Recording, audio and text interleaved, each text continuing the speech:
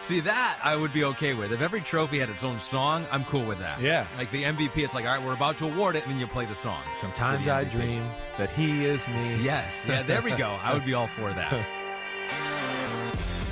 Oh, yeah, baby. What's up? It's Chris Simms Unbuttoned. Ahmed Fareed's here. It's a Monday morning, and it was another crazy day in the NFL. I feel like we could almost just play a recording of that every Monday, so I'm going to stop saying that, okay? Well, we wasted it. We said it too much early, right? Which there were some crazy weeks. Right. But, I mean, this one was like the ultimate crazy. You think it was the ultimate crazy this week? It kind of seems like it. It does seem like it. I guess there was the Saturday games that added an extra craziness to the fact that the week. You have the biggest comeback in NFL history, and it might not have been the best game of the day. Right. You're right. On Saturday. I know. Yeah. We got a lot to unpack here. Yeah, we're going to hit all the games, as Ahmed always promises, except Thursday night. We're not going to go back that far, are we? Are we I don't going even Thursday? remember what happened Thursday night. Thursday night was the 49ers showing that they are physically elite over the Seattle Seahawks, right? Just physical, tough. Another good game by Brock Purdy. Ran the ball well. Defense caused a turnover. Won the division. Yeah, we're not going to talk about We're not going to talk. We just talked about it. We're done. No, we are going to hit every game, actually. What we are going to talk about, though, we're not going to talk about the Thursday game. How about our set here? What? So if you're just listening, you don't see how festive we've become We here. are Festivus for the rest of us. Poinsettias, right? Right? Yeah, those are poinsettias. We have like holly, like Christmas tree branches on the back couch. Yeah, right. And in the monitors way in the background. Oh, that's the finishing touch right there. The Yule log. By our man Pop, right? Yep. Pop getting it all done there. I love this. I love this time of the year.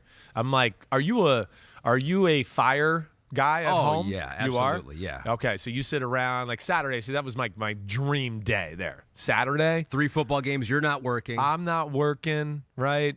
I told the kids, like, no friends are coming over. Yeah. And my son's like, I want to have a sleepover. I want to have Cole, Lorenzo, and who is the other ones? Whatever, sleepover, Major. And I'm like, no. I was like, this is my day off, and it's the first time I can watch games all year. Nobody's coming over. Yeah.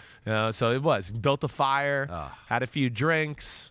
Had a little smoky. Okay. Enjoyed the game. It was a great day. You watched all 3 games. All 3 games. Okay. We will talk about those games. Yeah. We're not outlawing those games. And I noticed also you got your holiday haircut. I did. I got a little trim on Friday. So is this the first time you've kind of gone tight on the sides? I went a little shorter. I said, I was like, you know what? I'm done with this, like, this long. I like it a little more clean cut. Yeah. I'm going to stay, like, so this is in between haircuts, Longer right? on the top still. Longer on the top still. Not shaved to the side like I used to. Yeah. Right? I still got a part. You do. All right. So it's still Johnny traditional, but it's just a little less hair to manage, it really is better. Yeah. I enjoy it. But thanks for noticing there, You're friend. welcome. Thanks a lot. You're welcome. Whenever your hair changes, I notice. One of the first things I notice about we also had the World Cup yesterday. We had a crazy weekend. Might have been the best sports weekend of this year. It was pretty strong. I'm not going to disagree with you. That was a hard-hitting 2 days for sure. And even the Thursday night game was enjoyable too. But between some of the storylines on Saturday, Messi and Mbappe going after it on Sunday. I know. I literally left the house, okay? And it was 2-0 Argentina, and they were dominating the game. Like I was like, I don't think Mbappe's touched the ball more than like one time in the first half. And now it was second half. It started. It still was looking that way. I walk in the control room. It's 2-2. Yeah. And Morgan, who's sitting here next to us, she'll tell you. I came in. I was like, what? I was like, what? How did this happen? Like, who's coaching Argentina? Jeff Saturday? Jeff Saturday? Blowing leads? What's he doing? Sneaking it with Matt Ryan up the middle again? Run the ball. It was crazy. Yeah. I think maybe the Super Bowl and Olympics, that was a pretty big day this year. Yeah. But so we had to throw that. That was football. It's a cousin of our football, totally. So we had to say hi and Huge. give it a little respect. Worldwide biggest sports day of the year yesterday, right, I think so. So let's get into it. Let's do it. We're hitting every game from Sunday. That is our promise to all you, the homies. Damn there okay, give me the headlines. There's the line. Monday Night Football props. You have to say it every week. It's a podcast. Right? It's an tradition. official podcast We've started. now. We've now officially started it. Let's get into it with. It's like you could pick any game to start with. Pete was like, how does this look? Does this look like a good rundown? I was like, you could basically start with any game and it'd be okay. But we're going to start with maybe the craziest play that we have seen all season long. Yeah. The way that the game between the Raiders and the Patriots ended.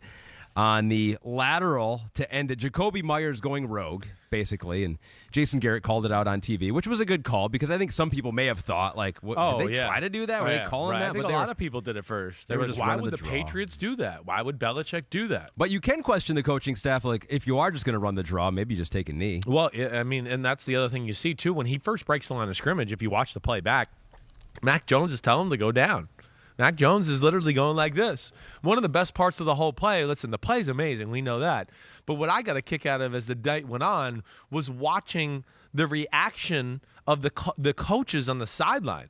Watching Matt Patricia and Joe Judge as they see him about to, but they lateraled it and they're telling him to go down. And then their hands are out and like they're yelling like they must be, go down. No. Like, I mean, it's out of a movie. You couldn't have written that script. That's where like the sports are crazy. It's real life drama. Chandler Jones of all people is the guy that picks it off. So that's funny to me. That's funny to me because yes, he's got the connections to the Patriots for sure. Right. But you know what's most funny to me about that is that Chandler Jones almost makes the tackle of Ramondre Stevenson at the line of scrimmage a yard later. Yeah, right. And then after he misses the tackle, he gets driven into the ground by Micah Wainu.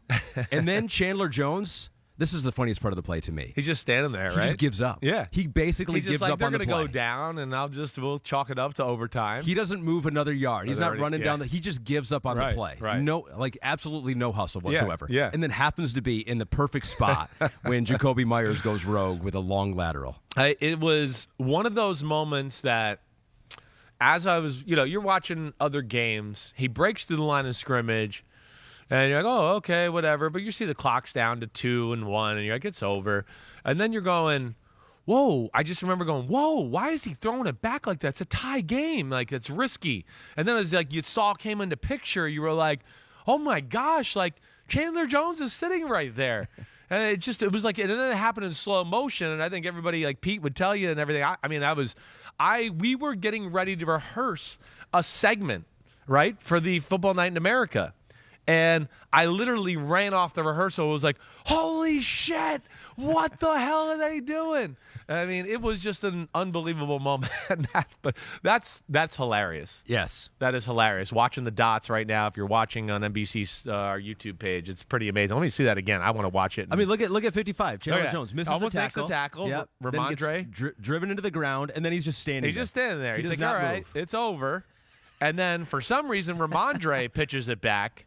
And then Jakobi Meyers makes really one of the poorest decisions we saw in football this year, and that could have knocked the Patriots out of the playoffs. Which I thought the Ramondre, looking at that one, I was like, there was the potential that one could have been awesome. Like that little pitch right there, it was like, whoa. If Jakobi catches that, it catches him off guard, goes up the sideline like that. Actually may have worked. So after the game, Bill Belichick talked about it. Jakobi Meyers talked about it. If you haven't heard their comments, here they are right now. We made a mistake, play didn't work. We've talk about situational football. We talk about it every week. But we got to do a better job playing situational football. I thought I saw Mac open. I didn't see Chandler Jones at the time. I just thought he was open, tried to get to him, and let him try to make a play with it. But the score was tied, so like I said, I should have just went down for it. It ain't even about Ramondre, you know what I'm saying? Once you give it to me, I'm smart enough to know the score was tied and to go down with it, you know what I'm saying? So first of all, mad respect for Jakobi Meyers. Like if you've seen that interview, he's in tears basically after the game, and he stood by his locker and answered all the questions. And that one that he just answered there was like after he'd already answered 3 questions about the play, like how bonehead it was, and then it was someone goes, "Well, what were you seeing out there?" And so he had to like kind of relive it again. But he just got caught up in a brain dead moment, trying to make it happen, right? Just it's an athlete where it's like the gift and the curse. You just don't stop competing. You think, oh gosh, maybe we can make a play and end this right here, But it was just one of those where he obviously, lost his common sense to a degree, and you got to realize at some point, like, wait, it's a tie game. We can't be risky here. I can't take that chance, and it's unfortunate. It is. I mean, Jakobi Meyers he seems to be a total Patriot guy and has done things the right way there. But this is the weird thing about the Patriots this year. It's just weird. It's been a sloppy year, almost from the start of the gathering of the offensive coaches, and it's just filtered into the season where we've seen more penalties, we've seen more turnovers, we've seen situational football, and again, like Bill Belichick and that crew up there, nobody practices it more. But sometimes you get a team that's young and just doesn't take the message the same way, right? Like a 2010 Patriots team that just barely got in the playoffs and then got blown out.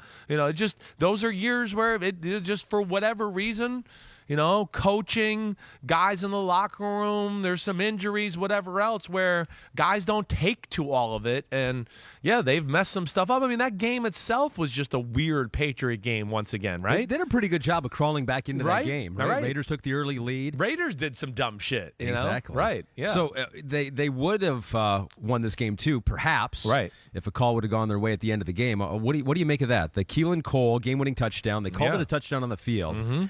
Replay looked like, they looked at it for a long time. Yeah. Looked like his toe has touching the line. I haven't seen anything that doesn't say it doesn't, but I guess they feel like it wasn't, clear and obvious enough. And I don't. That was one that was definitely a little confusing to me. That was a head scratcher. I thought for sure. I mean, I was saying if that's not clear and obvious, and I don't know what is. I mean, I thought you could clearly see his foot on the line, right? And I don't know, the thing that, here's a great picture, and we got this from L.E. Bascal, right? I would guess that we're going to get some more pictures of this as the week goes on, because there's our cameramen in that corner, and I would think they're going to develop some of these pictures, start to release them. Here's the one thing that jumps out to me that makes it hard. His black trim on his cleats, it does make it look like it's still the end zone there. His cleat, to me, does look like it's clearly on the white. But that black trim around the edge blends in very nicely with the Raiders' end zone background, which is all black. I don't know, but I was surprised too in that moment that call was stood on the field, right? Yeah. That was a little surprise. And you know me, I've always said, if it's a really good highlight and a great moment, let it stand. Yeah. If you're not 100% sure, let it stand. It's a pretty cool play. It was the first time this season that the Raiders have won when leading by double digits at halftime. That's crazy. They're 1-4 now. Right. How crazy is that? Yeah, it's crazy. But yeah, this is a crushing loss for the Patriots. They're 7-7 now. Mac Jones was just 42% completion percentage, 112 pass yards. Yards per attempt were like 3.5, career low in completion percentage and yards per attempt. And he didn't even leave this game with an injury. He played the whole thing. No, it was just ugly. Rashant Dutt says, also, were Patriots' offensive struggles more due related to Mac, the OC, the game plan, or the defense from the Raiders? Well, I think it, to me, would be more the OC, the game plan, and the defense of the Raiders. It just fell. This is why I picked the Raiders to win the game, and I'm not trying to sit here and tell you I'm some Nostradamus or anything. But one thing that jumped out to me was, wait, there's not a great disparity in talent, and then what the Patriots' offense right now is like Josh McDaniels' offense that he puts in on the first week of training camp. So he's like, wait, I know these plays. I know these rules. Patrick Graham, my defensive coordinator, you know this. This is what we used to do the first 2 weeks of training camp. We should have a plan to stop this. That's the problem with New England. It's just not a creative offense right now. It's not. And Mac Jones it's limited in what he can do. As we discussed a little last week, he's a guy that, you don't draft him and go, wait, he'll just make plays and then we'll figure it out around him. He's a guy that a Josh McDaniels or a Kyle Shanahan likes coming out in the draft because they go, if I just tell him what to do and I have a zillion plays, he'll run them all the right way and he'll make all the throws. He's the guy that, like we talk about sometimes with Brady, he could take more advantage of more. When you give him more options and more audibles and more things to read, he can really digest it and bring it all in and put it out on the football field. Right now, he's probably feels like he's taken a step back as far as a quarterback and his knowledge of the game and things they're doing on the offensive side of the ball. So that's where it's a big disappointment to our question there from Rashant Dutt. Yeah, did you see Josh talking to Mac for a long time at the end of the game there? Right? It was like Bill's just standing there waiting which for the I love handshake. too. Right. Which Bill just wants to like. I wonder what he was saying to Mac there. He was talking to him for a long time. He was probably just telling him, hang in there, you're doing great. Your coaches suck. Yeah, something of that. He won't go there, but Josh is a classy guy. But I'm sure he's just telling him to hang in there. He knows what he's capable of, Mac Jones. Yeah. As far as Josh knows what he's capable of. Then it was a quick handshake with Bill. How do you think that relationship is? I think it's good. I do.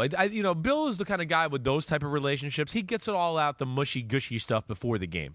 And after the game, he just wants to let's shake hands and move on and let's not make a spectacle. But I think that relationship is fine. It's a good win for the Raiders. Good for them.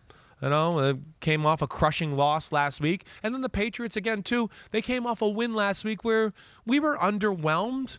I mean, they didn't play great against Arizona, even though the final score showed they won it kind of convincingly. It wasn't.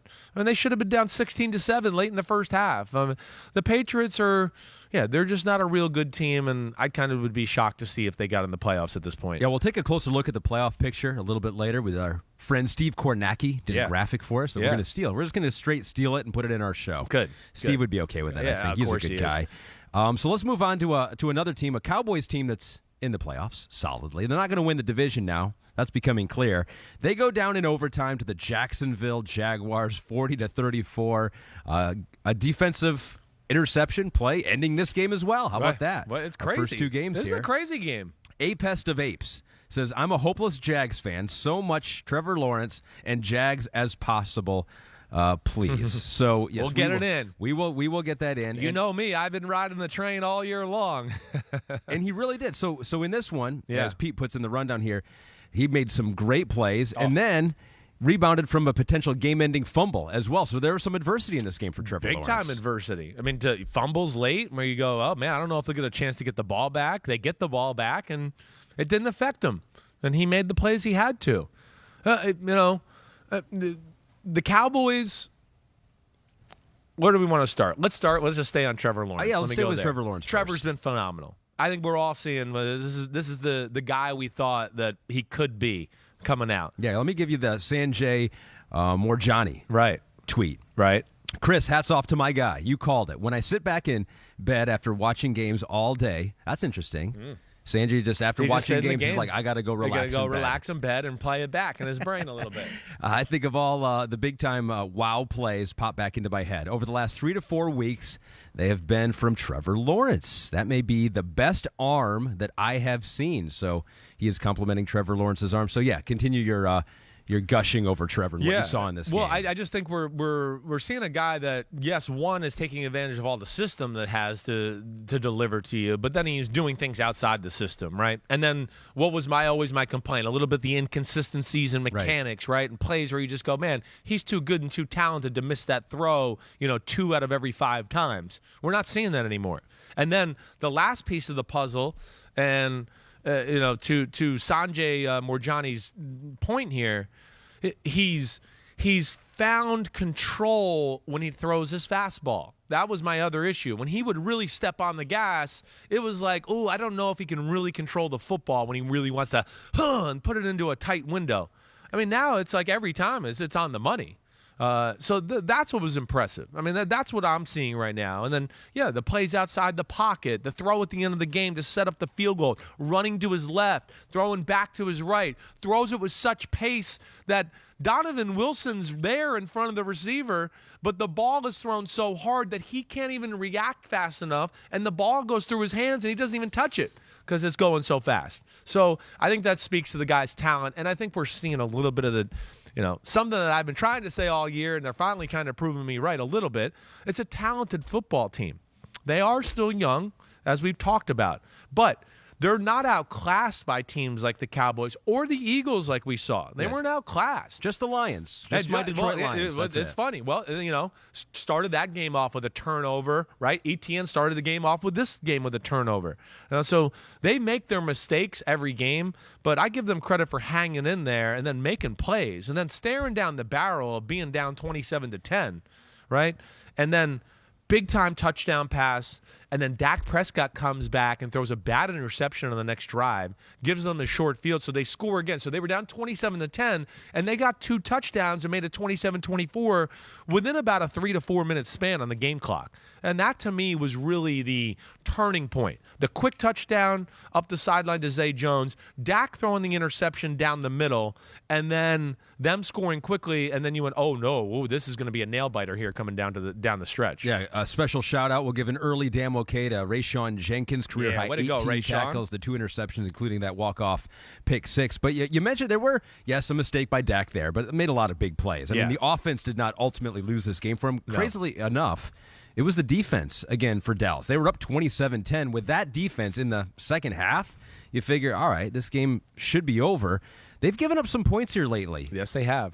40 in this game, obviously not all on the defense. He had a defensive touchdown for Jacksonville, but it was 23 versus Houston last week, 31 versus Green Bay mid-November, 29 against the Bears the week before that. Right. Well, what's going on with this Dallas D? Well, it's really aggressive. We've talked about they're not real big, right? So they can get away. This will be my assessment. When you're, a little more tilted one way, they're okay. Teams like Jacksonville have balance where they can literally go, wait, if you play too much pass coverage, we can run it up the middle, and ATN can have a 100-yard day. And then they're also the kind of team where it's like, oh, wait, you want to pressure us and get all Dallas on us and create chaos and play man-to-man? Well, they have the weapons on the outside to go, bring it, Dallas. Like, we're not afraid. Like, get in our face. This guy, he'll throw the ball down the field into tight coverage. So I think that's where, like, a team like this is a tough matchup because they can do both pretty well. They can get away with it, teams against the Giants, because they can go in more on, we can put one more egg in their run game stopping basket, right? Because we know they're not going to gash us in the pass game, right? This is my worry about the Cowboys, and we'll see. Now, there's not a lot of teams that have great balance. The Eagles, of course, have the best of it, and that's why I don't know if they can really beat the Eagles when it comes time to do that. The 49ers, on the other hand, they're starting to show balance, but they would be one of those teams where I'd go, I could see the Cowboys making things a little interesting against the 49ers because they're not going to be so concerned with the pass game. They'll be able to go all in on the run game, and the pass game's not necessarily what kills you with the 49ers, but it's looking better with Purdy and everything. So I guess that's my assessment, long story short there. Offense did look better. You're right about that. They ran the ball well. Man, the connection between Dak and CD was pretty special all day. But Dak's, he got unlucky with the game-winning interception for a touchdown. Noah Brown, it's a tough catch, but you'd like to see him bring that in for a short gain. Instead, he knocked it in the air. The interception in the third quarter, that was a bad one. That was one where you go, wait, we're controlling the game here. You don't take any chances. We're up 10. They just got a little momentum going. Right. I'm not going to take any. We're just slowly just going to squash this little momentum of fire they got here. And I thought that aggressive throw down the middle to Schultz was clearly his worst mistake of the day. Dallas still 10-4, Yep. clearly in the playoffs. Definitely. That hope of a division title is basically gone at this point. See you later. For Dallas, they'll be on the road for their first game, probably in Tampa or something like that, depending on if they can. Well, yeah. That'll be the crazy thing about it. It's just the NFC South is so bad. So bad. But yeah, I would pretty much. I think we were getting close to we're going to be able to pencil that in here soon. AFC South, not much better, to be quite honest with you. So it's Jacksonville still has a chance. They're 6-8. They're just a game behind Tennessee now. Yeah. For the lead in that division. Tennessee loses again. What is this? Their 4th in a row It now? is, I believe so. 3-point win for the Los Angeles Chargers. Justin Herbert going up and down the field at the end of the game there. It was kind of an up and down game for him. But let's just start with the Tennessee side of things because things are falling apart very quickly. Yeah. For a team that we've gotten used to hitting their stride this time of year. Remember, it was like Derrick Henry, always this time of year, December, this is where he's having his 200-yard games. And everything is just so difficult for them.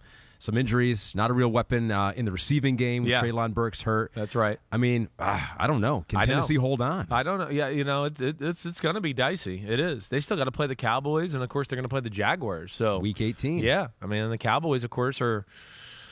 The Cowboys might be able to get to the last 2 games of the season and not really be playing for anything. Yeah. So it could fall into favor for some of these teams where they just go, wait, we're locked in at the number 5 seed, and that's that, and we'll see you later. So that'll be something to watch for, And Jacksonville, I know they got the Titans to end the year, but the other 2 games, they got the Jets this weekend, so that's Jets, good dicey. At Houston. Right, so they both got Houston on the schedule, and then they both got 2 pretty tough games, the other ones, and of course one of them is facing each other. But Tennessee, first off, the 4 teams they've played are pretty good. It's not like they lost to teams where we sit there and go, oh, man, these are cupcakes here. I mean, Philadelphia and Cincinnati are looked at as 2 of the top 5 teams in football. Yeah. Right? Jacksonville, Hey, last week we discussed that game a lot. They were controlling the game. They made some mistakes and then allowed Jacksonville to kind of get momentum and going. And then they got into a game where they were like, wait, this is the game we want. We want to run it and control the clock. And then they got down and they were like, wait, we don't want to be in this game. Now we got to throw the ball every play to come back because we've messed up.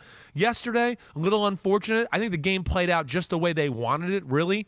Ryan Tannehill got bad ankle injury, right? Sucked it up, hung in there. I felt like the Chargers outplayed them for the majority of the day and felt like they were in control of the football game. But Tennessee did a good job hanging in there. They matched up well with the Chargers in a lot of ways. You know, they didn't have to worry about the run game. They can make life hard on a simple, what I think is a pretty schematically simple pass game. And they ran the ball okay, but there's just not enough offense, to your point, Ahmed. That's the biggest problem. And when they play a quarterback like Herbert, you know, he just end of the game, end of the half. I mean, those are the parts of the game where you wish you have a franchise quarterback, and the end of the game for this one is where he just made some special plays and throws to put them up. Yeah, he had a couple interceptions, did Justin Herbert. Oh, my gosh. Took 3 sacks. So, yeah, it wasn't pretty until the final minute of the game. It was very pretty, which is why I was, you know, and you can always second-guess a coach, and I don't want to do that every game because it's kind of, it's lame. And when it doesn't work out, you go, oh, why did he do that? But I did think at the time, it was like, you're Tennessee, you're having trouble scoring, right? Are you really going to keep up even in overtime with L.A.? Right. At the end of the game, you've scored with, 50 seconds left? I don't know. You got Derrick Henry. They have some pretty nifty plays down by the goal line usually. I know it. They do. You're right. It was a struggle for them to punch it in finally, but it's still like, I don't know. It's like, why not give yourself... So you're in the you thought maybe just go for it. I figure either way it's a 50-50 chance, right? So getting a 2-point conversion at the end of a game or at any time, 50-50, right? Yeah. Winning in overtime, about 50-50. Right. Why not take your 50-50 right there, knowing that that's your only chance to win in regulation? If the Chargers go down and kick a field goal, you're going to lose anyway. If they go down and miss the field goal, hey, you win in regulation. You didn't even need to go to overtime. I was just surprised, and Vrabel, I don't think he's super, super conservative all the time. No, he's not. I was surprised they didn't go for 2 in that situation. I guess he just thought, hey, we were going to hang in there and play the game we've been playing to this point. And it's been, our defense has hung in there, made some opportunistic plays. I mean, the interception at half, did you see that one with the rookie McCrary?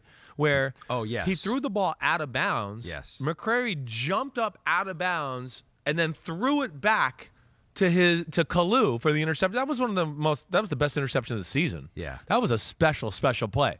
I mean, because Herbert really, he's going, wait, I threw that ball in a safe place where, like, it's out of bounds. Like, maybe my guy makes a miraculous catch or nobody does. And for a rookie player, Roger McCreary, to make that play there, that was phenomenal. Because there's another moment where, you know, just like you were discussing, they're offensively challenged, and there was a point where, the Chargers could have gone into the half up by 3, and every point mattered in this type of game. That was a phenomenal football play. But hey, the concerns that we're talking about here with the Titans are real. Yeah. And then with Tannehill not being 100%, and then like yesterday, I give him a lot of credit for hanging in there. He couldn't throw normal. He was just almost standing there flat-footed, trying not to put pressure on that bad foot throwing the football. Tennessee, it's just they're 1-6 this season versus teams with winning records. I was going to say, they're a pain-in-the-butt football team. I just don't know if they can beat any of the quality teams in football because of that lack of offensive firepower. Not that they need a ton more. We know that they're comfortable in 20-17 type of games, but it's a little less than my liking. That's for sure. You've picked the Jacksonville Jaguars quite a bit in that division to win. They might sneak into the playoffs. It's looking like your New York Giants. Oh, baby, could be making the playoffs. Let's talk about the good stuff. Sunday Night Football. They beat the Washington Commanders 20-12. We'll get into all the plays at the end of this game, but I want to start with something that happened before the game even started. You know, Football Night in America, that's where they make you make your picks. And everyone except one man picked the Washington Commanders. And if you're listening and you don't know who that one man is, you know, Chris is the Giants fan. It's got to be. Right. Chris he probably picked the Giants to win. Tony Dungy is the one man. The Giants saw that. They retweeted this picture. Yep.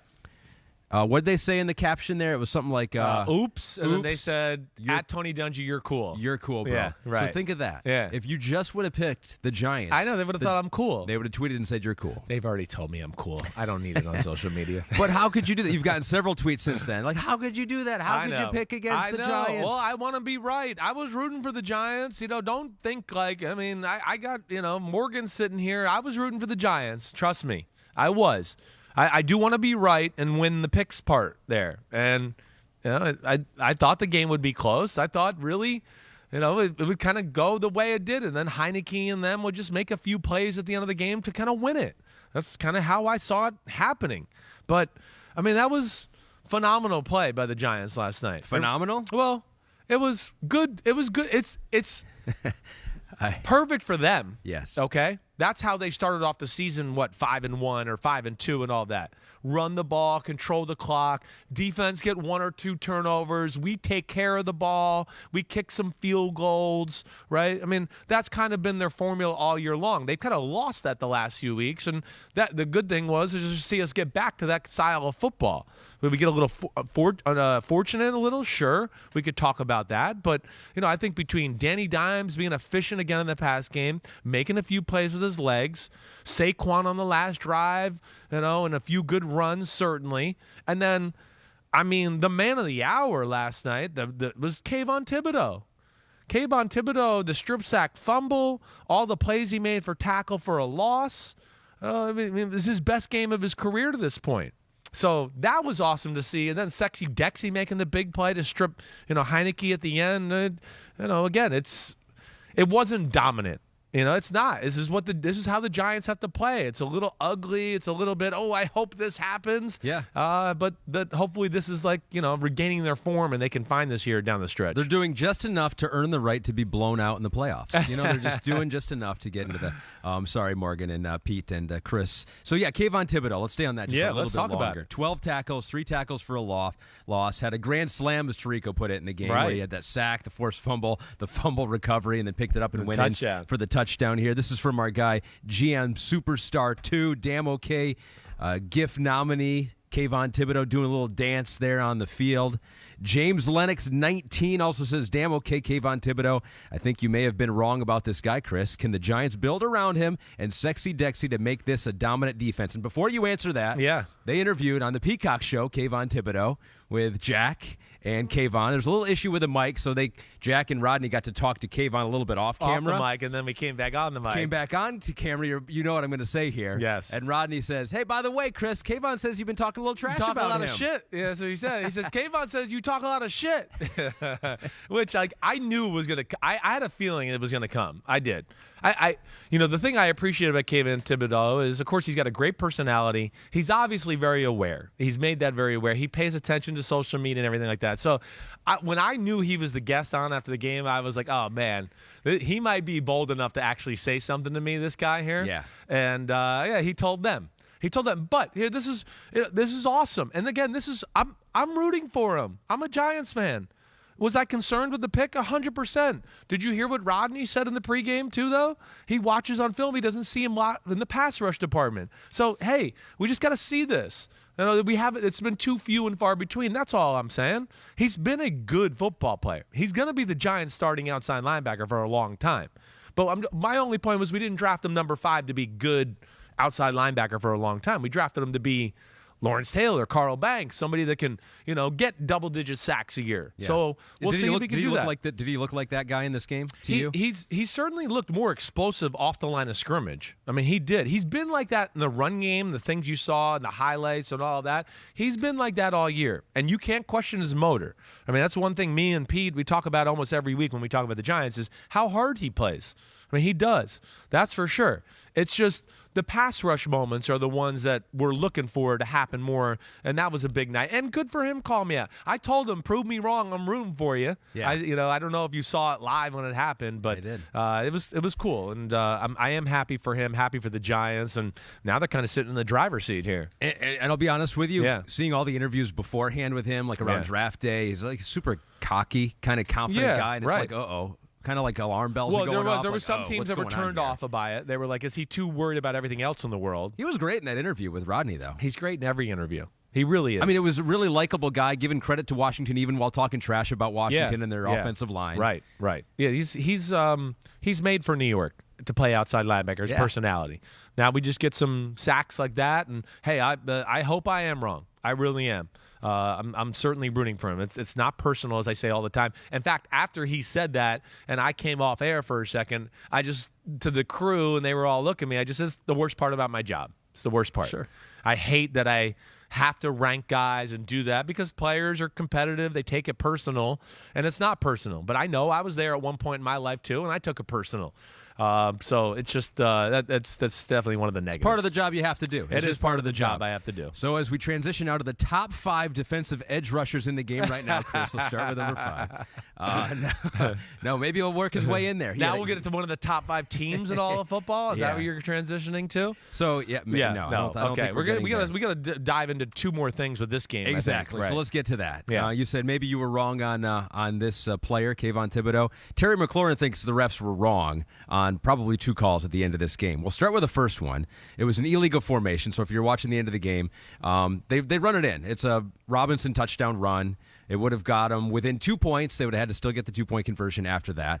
Looked like it was, okay, they're going to have a chance to tie this game up late in the game. Right. But there was a 5-yard penalty for an illegal formation because Terry McLaurin was ruled to be off the line of scrimmage. Now, here is what Terry, and you can see before the play is run, Terry is having a little back and forth with the ref, which often happens, right? Very. The ref kind of is like, often. The player's usually like, am I in the line? Yeah. And the ref may what? Point? Point, line up, or he confirms it, like, you're good, yes. But this one was a little different, and I didn't see all those mechanics to say that you were good. So here's what Terry said after the game about that exchange. Point at the ref, what you saw in that sequence. I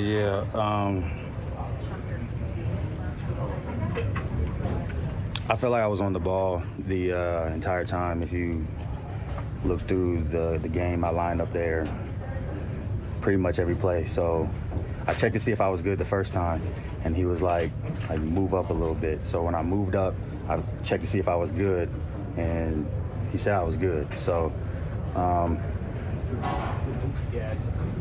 I'm not trying to get fined. So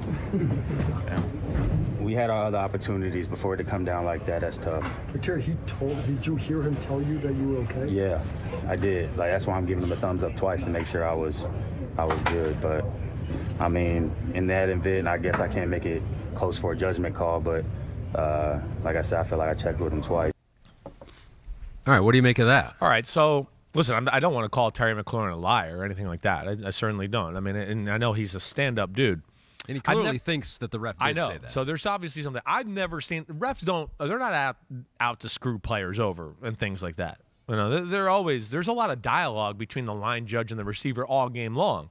You're constantly, hey, this guy pulling me here, or look for this, he pass interference. There's constantly conversations going on. Or if you were lining off the line of scrimmage a little bit, they usually give you a few warnings to go, hey, those last few plays, I let you go. So they're not trying to screw players over. Yeah, and clearly in this play, there's a little communication. There is a little communication. communication. So the ref is trying to communicate. Right. With the player. And I see them going back and forth. All right, so here's the baseline to me, first off, is he was egregiously off the line of scrimmage, in my opinion. Do we have a clip of it? Do we have a picture of it or anything? I wasn't.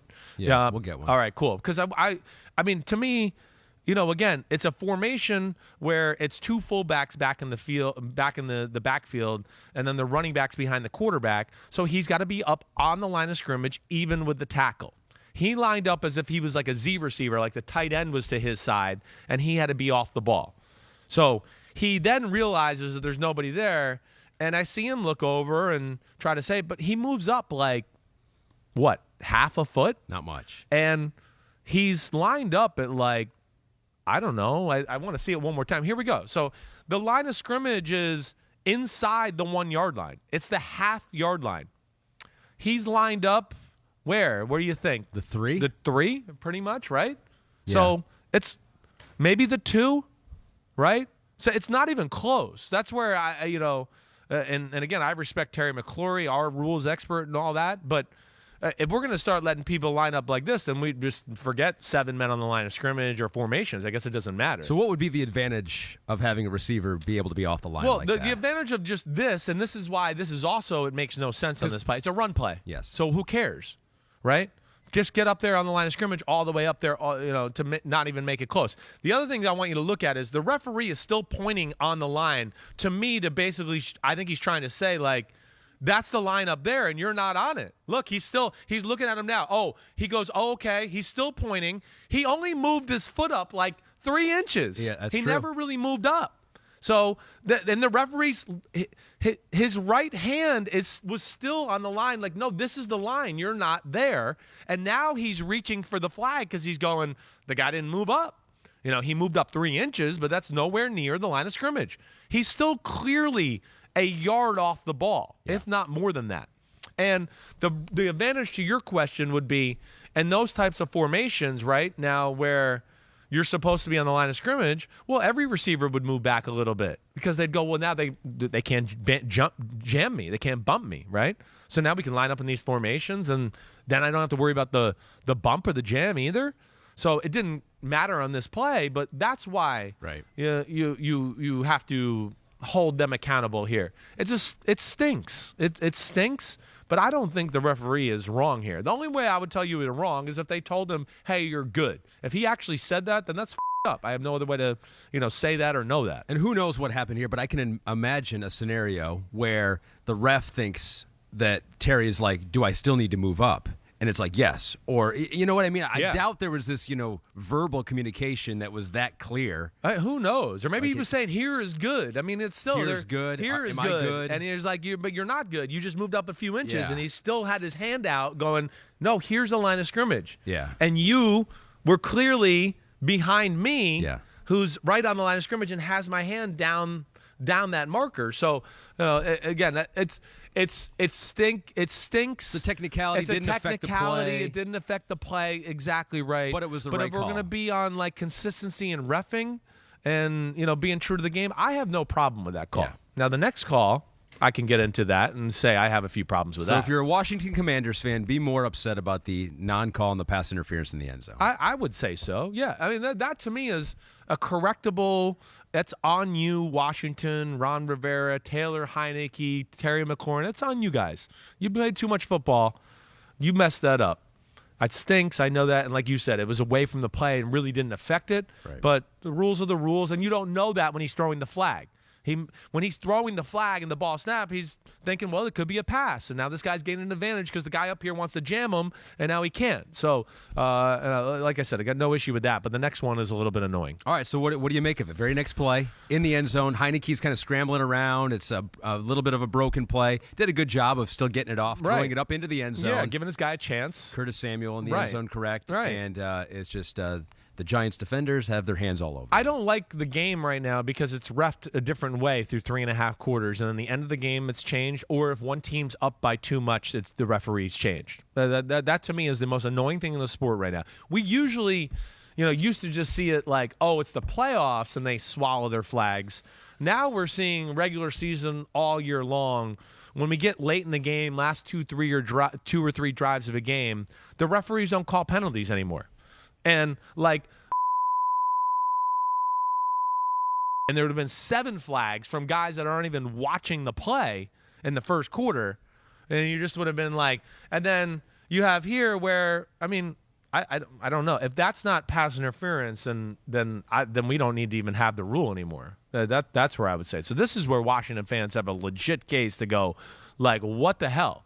And, yeah, it cost them some opportunities to make some plays here. And if you want to feel better if you're a Washington fan, right, and don't want to feel like the refs blew the game for you, if they call that, you still got to get it in from the 1 yard line, right? You still got to run another play. Conversion. Not necessarily guaranteed. Right. Yeah, you got to get a 2-point conversion, then you got to win in overtime, right? And so it's like it wasn't like it was a foregone conclusion. Exactly. They make that call. Exactly. You're going to win this game. And there were opportunities for Washington. They were 1 for 10 on 3rd down. It was not a very clean game. There was a fumble by Taylor Heineke in the red zone before that that whole was a drive. huge moment, right? That was a big moment. Dexter Lawrence, I mean, 1 in 10 on 3rd downs. You just said that, right? Yep. Yeah. I mean, it's the gift and the curse of Taylor Heineke. he makes some plays and some big moments, but he leaves a lot of plays and yards on the field every game I watch. But he makes it happen when it counts, so we kind of all forget. But that's not going to consistently get it done in the NFL. And that's where, like, a guy like Taylor Heineke, I got great respect for him, but that's why they'll be back in the quarterback market when the year's over, too, because they're going to go back and they're going to watch their film and self-scout and go, man, Heineke's a scrapper, he's good, but damn, he left a lot of plays and touchdowns on the board, throughout the year. Do we really think he's the future? And then that'll make them reassess. But it's a game where, Giants game plan, played it exactly the right way, capitalized in the big moments. I think that's all it came down to. And then Washington got a little unlucky at the end of the game with the refs and how that all unfolded. Giants now 3 games above 500, I guess. 8-5-1. That's 3 games above you're right. 500. That is. That tie always confuses me. Yeah. It's like, get that tie out of here. I know. Messes up my brain. It's coming up in handy for them right now, though. Because I'm trying to calculate, what do my Detroit Lions need to make the playoffs? Yeah. Right now they're still out. They're 7-7, but Washington's still in at 7-6-1. Let's get to my Detroit Lions. Oh, damn, you're rushing over there. Jets. Rushing to get to the Lions. 3-point victory. Wasn't the cleanest game. The offense wasn't that great for most of this game. Give some credit to the Jets. That's a great defense they played. But let's give the first word on this game to my main man, Dan Campbell, on the Lions' possibility of squeaking into the playoffs this year after this great run. It can happen, Just do your job, and you can't hone in on it. What if we don't? What if we don't? Man, what if we don't make this play? Or what if we get? No, you just go make the play. Line up and cut it loose. That's what he does. That's a good way to sum up Dan Campbell. It is. Line up, cut it loose. They have no fear of any moment. I mean, I just think the last 4th down conversion, 4th and inches, games on the line. They go for it. They don't go, oh, let's just jam it up the middle and try to get 3 inches on 4th and an inch, right? They go, wait, that's going to be tough. This defense, the way they shoot gaps, how fast and aggressive they are. So what do? They call a play to use the fast aggressiveness of the Jets against them because they're thinking, wait, we got to stop them and not let them get the first down, so we got to fly to the ball. And they play action fake, and you think, oh, everything's flowing to the right. And then the tight end on the right, he blocks down. He kind of sneaks through the defensive line, and all of a sudden he shows up on the backside of the formation. And we call this the oh shit play. Yeah. And this play, as I've said before, it was invented by Kyle Shanahan, and that was the play of the day, the one that sealed the deal for your Detroit Lions. Yeah, let's take a look at the dots for that play because Hawk Astrologist says damn okay to the Lions, going 1-6 to start the year. Now they're 7-7. How did the Jets D give up that 4th down touchdown at the end of the game? Yeah. So you just mentioned it right there. Was it basically C.J. Mosley's guy and he just thought he was blocking? Yeah, it's exactly right. Right, so 57 if you're watching. Yeah, and again, this is one I got to watch on film here. And let me see when we get back to the top, Pete, if you can just like pause it for a second. Right, so they're trying to bring like a run blitz. They're playing man-to-man, and yes, I think that is totally his guy. Either way, if it's not his guy, when he crosses out that way, this is a play that these weak side linebackers have been, very aware of. But 3 and 56, right? Williams and 3, I believe, is Whitehead, I believe. They're blitzing off the edge. They're going to try to stop the run game up the middle. So, yes, now 57, Mosley, who's on the weak side of the formation, he's kind of back there trying to disguise the fact that he's playing man-to-man on Brock Wright. And with all the action and everybody flowing to the right, and the Jets being a fast flow, very aggressive, fast defense, he's going, wait, I got to get over there in case they run the ball to the right and maybe it bounces outside. Right, so he's worried about that, and then within that being too aggressive, Brock Wright, sneaks by him, and it's a great play call. It's a great play call in a big moment, and knowing the type of defense that you're playing in the moment, and using one of their greatest strengths against them, really. Well, the fact that they rushed 6 right there, if you include the blitzer, right, and the fact that Jared Goff was able to stand back there for a good amount of time. Yeah, and wait for him to kind of clear the trash there. Right. The play action pass or the play action fake kind of slows everybody down a little bit. And hey, the Lions are good up front. It was a good game. It was 2 evenly matched football teams. The Jets defense gave the Lions offense some issues throughout the day. They give everybody issues. That's one of the best defenses in football. But Detroit is one of those teams that, again, they're tough on great defenses because you have great balance. So you can never go all in on one area. Oh, we're going to stop the pass. You'll get gashed in the run. Oh, we're going to stop the run. Well, Jared Goff and company are going to be aggressive in the pass. So it was a fun game to watch. And then we had some good plays by Zach Wilson on that side of the ball. And unfortunately, the biggest thing of the game is going to be some of the clock mismanagement at the end by Robert Saleh, and that certainly deserves to be questioned to a degree. Yeah, ended the game with 1 timeout remaining. I mean, Zach Wilson able to get the 4th and 18 conversion, which was crazy. Right.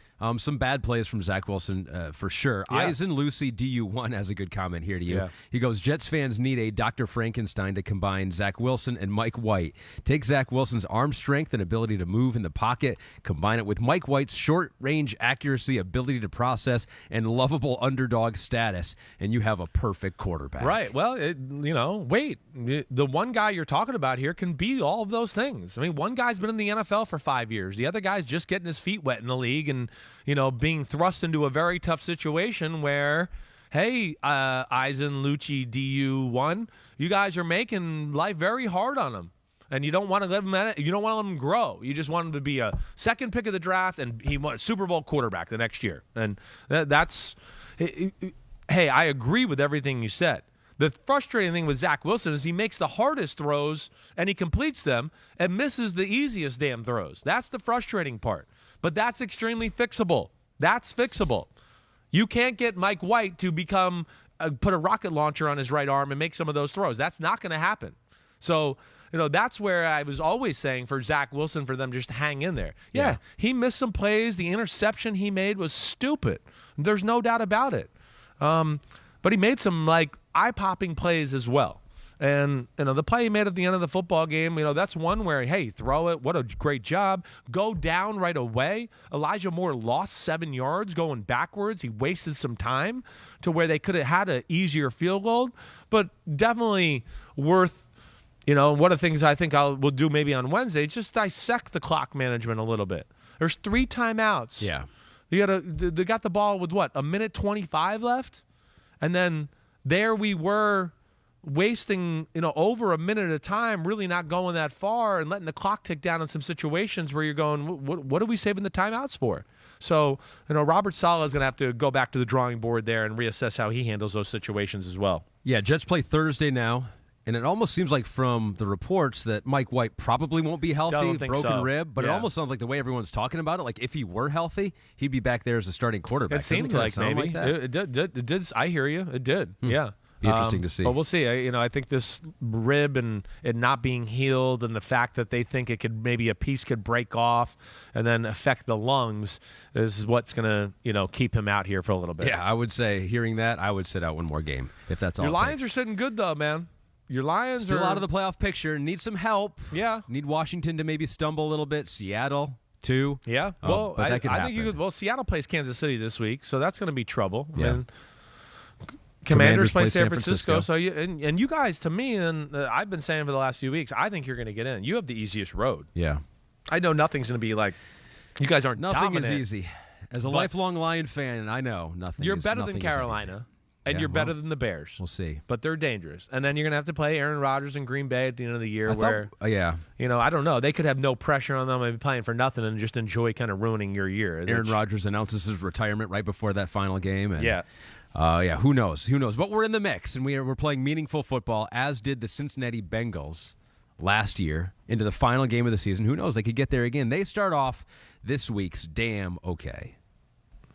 Damn. I'm okay. Damn. I'm okay. Yeah, no, yes. I'm okay. The legal gambleizing. Oh, baby. I am Chris Simms. I'm okay. Damn. Okay. Damn okay to Logan Wilson. Really, the entire Bengals defense after the 17-0 Tampa Bay lead. I mean, it's in the second quarter. Wilson had 15 tackles, a strip sack, 2 quarterback hits, but really it was a total team effort for that Bengals defense. So the Tampa Bay and Tom Brady led offense get out to that 17-0 lead, and then it all just falls apart. 4 turnovers from Brady himself on 4 straight possessions. Yeah. I mean, really, they turned the ball over 5 straight possessions. When you take into account they faked the punt, right? Oh, that's and right. And Giovanni Bernard wasn't aware they made the call to fake it. So that was a turnover on downs. But, yeah, I mean, Ahmed, you said it right. I mean, 17-0, controlling the football game. I mean, Cincinnati had to, eke and claw it out to just get a field goal before the half. And you're just going, it just doesn't look like it's going to be their day. It didn't look like they had an offensive game plan that was going to be able to really kind of get things open for Joe Burrow. They didn't protect great. And it just seemed like Brady and company had all the right plays to pick apart the great zones that the Cincinnati plays, and he was just going to be patient and 4 yards, 5 yards, 8 yards, and just pick it apart. It's one of those where I go, man, it's an impressive 34-23 win, but I don't know if I feel good about the way the Bengals looked, or more about, man, Tampa just things up is, I think, more of the headline I would go for. Yeah, Burrow threw the ball 39 times, completed 27 of them, just 200 yards, did have the 4 touchdowns, but they didn't need a whole bunch of yards. No, they were all short fields, like you said, right? I mean, it's fake punt. Then it was an interception. He get fooled by a cover 2 corner when he's throwing to the tight end on the right. Then the next drive, he's trying to step up in the pocket. Somebody knocks the ball out of his hand. I think that was Logan Wilson, right? Maybe it was. I can't remember. There's so much shit happened there. I can't remember everything there. And then fumbled handoff. Then the fumbled handoff. And then the next drive, he's in the pocket, got people around him, kind of gets hit as he throws, ball pops in the air, interception. It just things that, crazy enough, like we were talking about New England earlier, it's things we haven't seen Tom Brady, things we haven't seen the Tampa Bay Buccaneers do the last few years. And I mean, just come on. Like you said, you give Joe Burrow that many short fields, I mean, you know what's going to happen with that group. I mean, he's looking to throw touchdowns. And with T. Higgins and Jamar Chase, I mean, you knew it was only a matter of time if they kept giving him those type of looks there. So just kind of a shocking win. It really did not feel like they were the better team on the field, for the better part of the day. But that's a complete football team. And that's the thing that is a little scary about the Bengals. They're not as reliant on their quarterback to take over the game maybe as like a Mahomes or Josh Allen. Their defense and that, they can hold the fort down in some of these ugly, if it's got to be a 14-10 type of game or 17-14 type of game like it was the Titans a few weeks ago. They are well-rounded that way. And this defense with Lou Anarumo, man, did they step up to the challenge in the second half. And what was Brady's quote he made about them during the week? Did you see that? No. They're a pretty good defense. Or he said something like that on his podcast that I think rubbed the Bengals defense a pretty tough group or something like that rubbed them the wrong way, and they got their payback. They got another win. Fairly tough defense, says right, Pete. Right. That's not no defense. Fairly tough loss is right. They have the Bengals have now won 6 in a row. Their first or longest win streak since 2015. And, yeah, Brady, those 4 turnovers, that is a tie of a career high, all coming in just one half right there. And Tom Brady, he entered Week 15 with an 89-0 record in home games in which he led by 17 or more points. He's like losing all of his Chuck Norris stats. It's like all those things like, wow, how incredible. It's like Brady never lost when he was at home with a 17-0 lead. And they're all going away. Yeah. They're all going away. Yeah, never lost to a player making his first start, right? Well, yeah. Now we're just going to have to say he never did that outside of that last year. Last year, that last year. Ruining take all away these that stats, last year. right. Yeah, take away that last year. He never did this before. And so now the Bengals lead the AFC North by 1 game. Tampa Bay still leads the South in the NFC by 1 game. That division is just crazy right now. It is crazy. I mean, crazy in not a good way. Like today, this week was crazy in a good way. That division's crazy in not a good way. No, I mean, we like we talk about every week, the Bucs, maybe when they're healthy, and they'd have to play their best game of the year in the wild card round, maybe they can get, a victory. But their schedule is pretty favorable. Here's the NFC South. Yeah.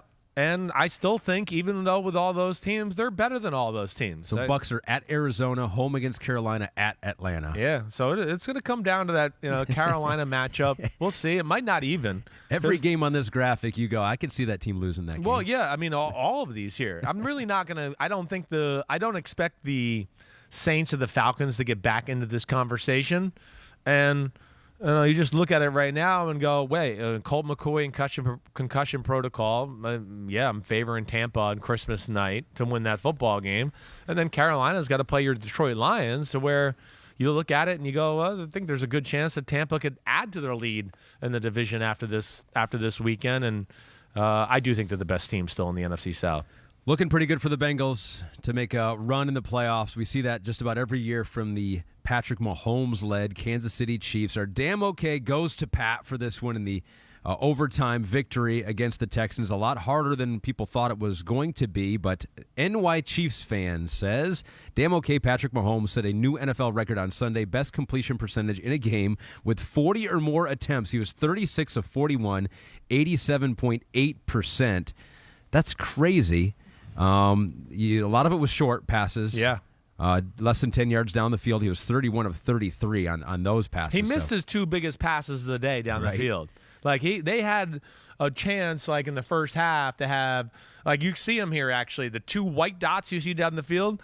Like he should have hit those. He should have. He kind of like babied the ball out there. One was Marquez Valdez-Scantling. They might have both been Valdez-Scantling. But this like what you're talking about, Ahmed, and this thing we're showing here. Yeah. To me, this is new. This is Patrick Mahomes. I mean, this is just it shows you the adjustment he has made to his game from last year. Right. Pete in my ears going surgicality, and that's right. He's no longer into, wait, I'm always looking for the big play, the magical play. After last week, making a few mistakes, played it by the book this game. And Ahmed, I can't lie. This is like one of those games where I got to go back and watch it a little bit. Yeah. Because it just felt like Kansas City controlled the game. So our good friend Orion Chuzzlewit says the same thing here. He goes, hey, guys, the Chiefs outgained the Texans by 283 yards. Yes. And Mahomes had 20 straight completions to end the game, yet they only barely dug out a win in overtime. Yeah. And then he referenced, well, the unforced errors the Chiefs made. Yeah, the Chiefs are an unforced error type of team. This is the one thing that's scary about them. They can kind of take their foot off the gas pedal like we talked about. Oh, get up against Denver, and they start to around. Oh, we're playing the Texans, and I don't know. I didn't get the sense they were around yesterday. It's just they couldn't. They would move the ball, and they felt like, oh, they're on fringe field goal range, and I'd be watching another game and go, oh, damn, they didn't get the first down. They got a punt. So they did a lot of that. But then I think between the Pacheco fumble and then they were driving when Juju Smith-Schuster fumbled that went through a long review, and those led to 2 touchdown drives for the Texans. And, some bad penalties to go along with it. So that's where the Chiefs can be a little sloppy. They can be undisciplined. They can turn the ball over because they're such a playmaking crew.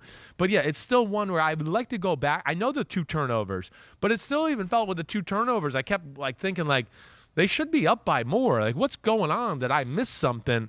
And I feel like it was just drives that fizzled out. And then you talk about a missed extra point and a missed field goal, and you turn the ball over twice like that. Well, that's how games get really close, and I think people are sleepwalking when they play the Texans a little here as of lately. Yeah, Texans have been in some games here. Right, Cowboys kind of did week, the same crap last week. Chiefs this week, but the Chiefs do get the win, or win is a win in the NFL. It is their 7th straight season winning He's amazing. The division. He'd be my MVP right now. For the Kansas City Chiefs, Patrick Mahomes. Oh, you're not going to give it to this next guy. Our next damn okay goes to an Eagles player. It is not Jalen Hurts. It is Hassan Reddick, Big Butt Award winner from last week. Motivated.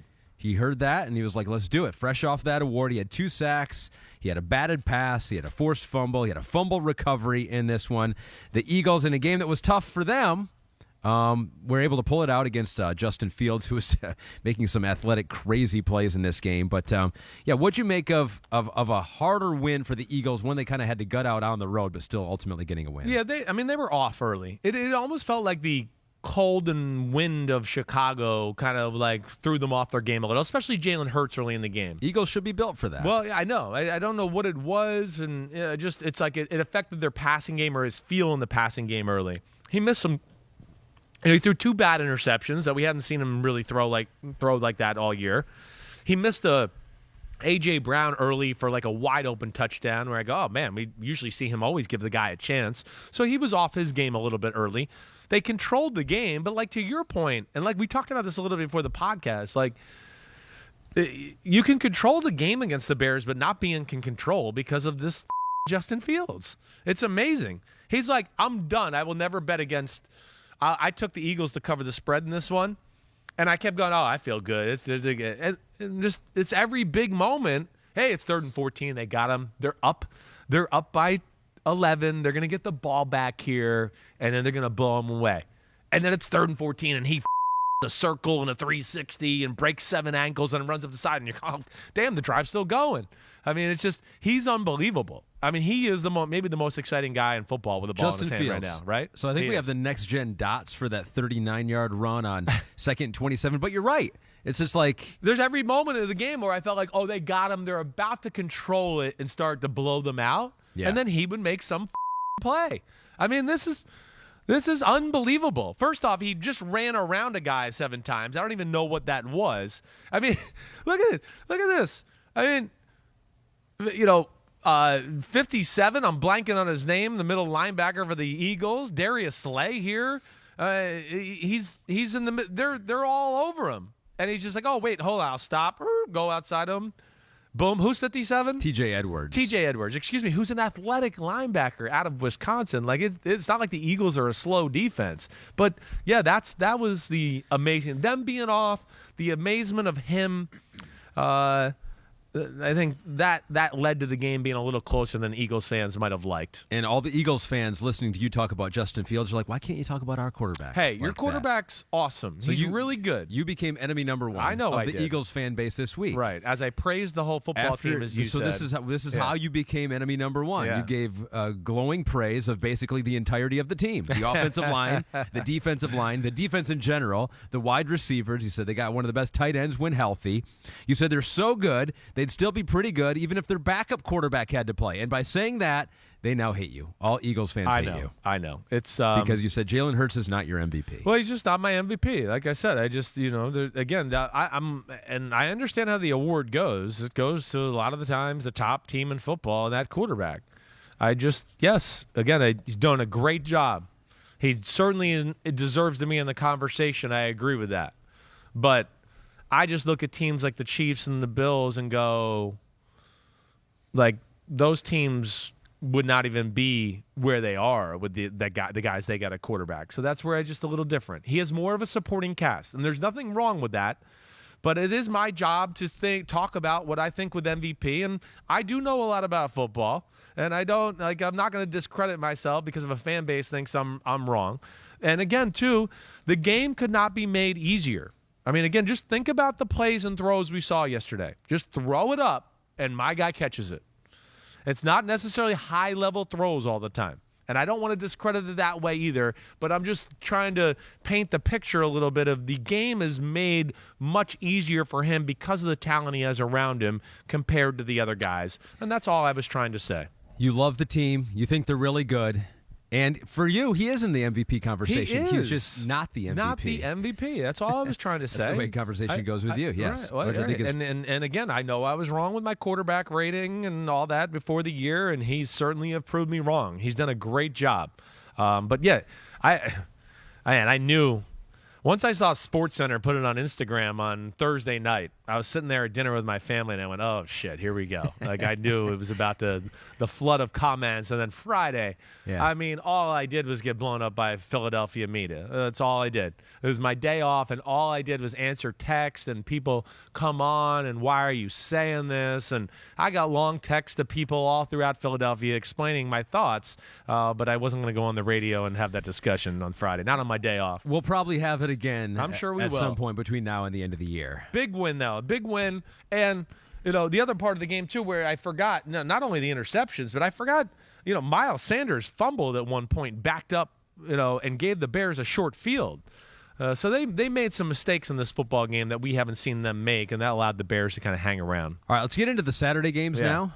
That Pete on Twitter, I noticed this on Saturday. He goes, we need a name for the Saturday triple header. Yeah. Because that was pretty cool. A Saturday triple header this late in the year, all in the window. Chris was sitting at home watching him on TV, telling his kids they can't have friends. Yep. Ever. Shut up, kids. No friends this weekend. It's a no-friend weekend.